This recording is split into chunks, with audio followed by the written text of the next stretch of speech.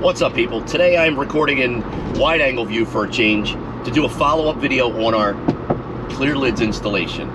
I've had the ClearLidz only installed for 3 days in sunny conditions and in some torrential rain last night, which I am happy to report that it did not leak like in our initial test at the car wash with the power washer.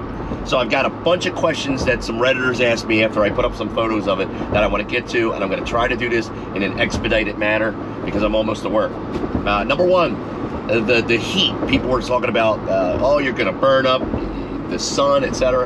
It's 100% UV protected, so you're not going to get a sunburn from it. To the hand touch, 91 degree temperature outside. I can put my hand on it, and it's barely warm. It's not really hot, okay? So the idea that I'm going to be cooking in here like it's a greenhouse effect, it's not happening. Now, again, it's anecdotal. You'll have to do your own testing. You'll have to make your own decision. But I have a pretty good track record of telling you like it is on this channel if you follow me for a while. So, not burning up. Sun getting in is no different than the panoramic sunroof that I had on my Trackhawk SRT and currently on our Wagoneer. So if I leave the shade open and the sunlight's getting in, I'm not getting into a car that's baking. This idea that suddenly this is going to be any different than our panoramic sunroof is silly. It is tinted. I don't know what type of tint they use. They do claim that it is 100% UV protected. That is to be determined. If I get a sunburn while I'm driving in the car, I'll let you know. You can only report back later on and call them out on their BS if it's a BS claim. That was one of the biggest things. People were talking about the heat. Number two, assembly. There's no assembly required to install this. Now, this was a very confusing part to one individual. They said, well, I thought it was one solid piece. It is one solid piece. But in order to install it, you have to put 2 foam pads, one on each side that it comes with, and there are 4 bolts. You're not assembling anything, you are installing it. There's a difference between assemble and install, okay? It's a one solid piece that replaces the 2-piece Freedom Top. One person can install this.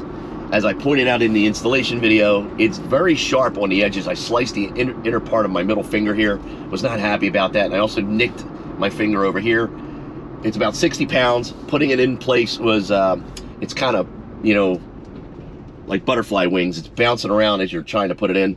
So if you have 2 people, use 2 people. Use common sense. Wear gloves. I should have wore gloves. I did not protect my hands. I wish I had done that. So please, this is your PSA. If you're installing this, wear gloves or have somebody else help you do it. Number 3, noise.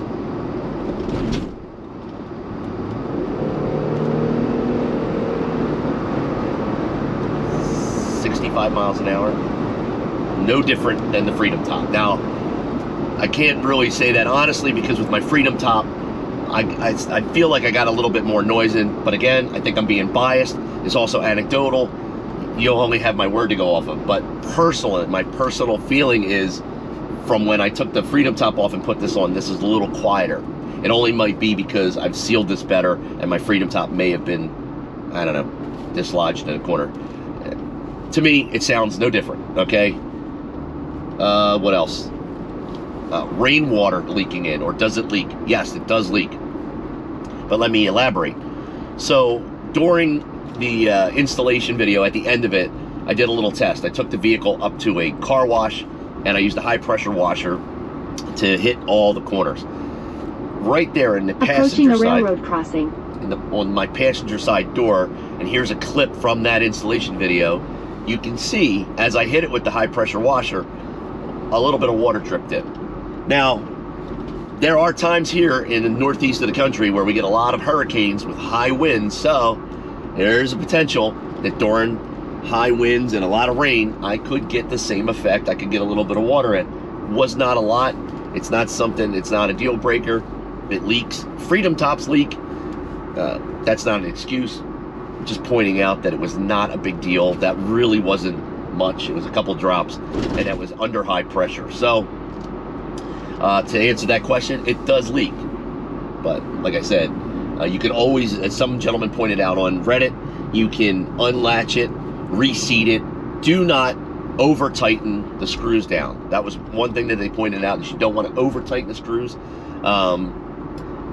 Finger snug is good enough, but if you do find out that you go to a power washer or whatever and it is leaking a little bit, just reseat it, move it around a little bit, and clamp it back down. That should alleviate the situation. Interior heat wise, again, I'm going to go back to what I talked about with the panoramic sunroof. Those of you that have had sunroofs, I'm sure many of you have had a sunroof in your life.